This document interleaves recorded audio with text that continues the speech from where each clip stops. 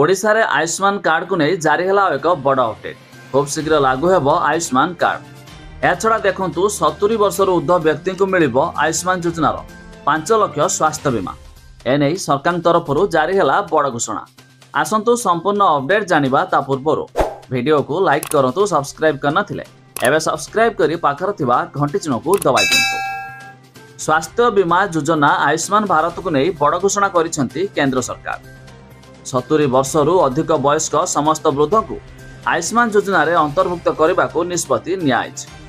केंद्र मंत्री अश्विनी वैष्णव कहते जे 4.5 कोटी परिवार मागणा स्वास्थ्य बीमा कभर सहित 6 कोटी वरिष्ठ नागरिक 5 लाख टंकार मागणा स्वास्थ्य बीमा कभर पाई परिबे। सरकार कहते यह योजना अनुसार योग्य हिताधिकारी एक नूतन पृथक कार्ड प्रदान कराजिबो। सेमानकर आर्थिक स्थिति जहाँ हेउना कहीं सेमाने आयुष्मान भारतर फायदा हासिल करिपारिबे। प्रधानमंत्री नरेंद्र मोदी अध्यक्षतार बसिथिबा केंद्र कैबिनेट रे एही निष्पत्ति होइछि। केंद्र सरकार गोटे विवृत्ति रे कहिसंती आयुष्मान भारत प्रधानमंत्री जन आरोग्य योजना 4.5 कोटी परिवार को फायदा देवे।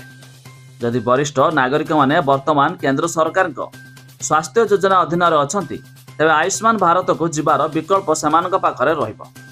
तेबे खूब शीघ्र आम ओडिशा रे लागू होबाकू जाउछि आयुष्मान कार्ड योजना, जहां आपण माने मध्य ऑनलाइन जुगे आवेदन करी ए कार्ड को भी पाई परिबे आ मागणा रे पाई परिबे 5 लाख टका पर्यंत स्वास्थ्य बीमा।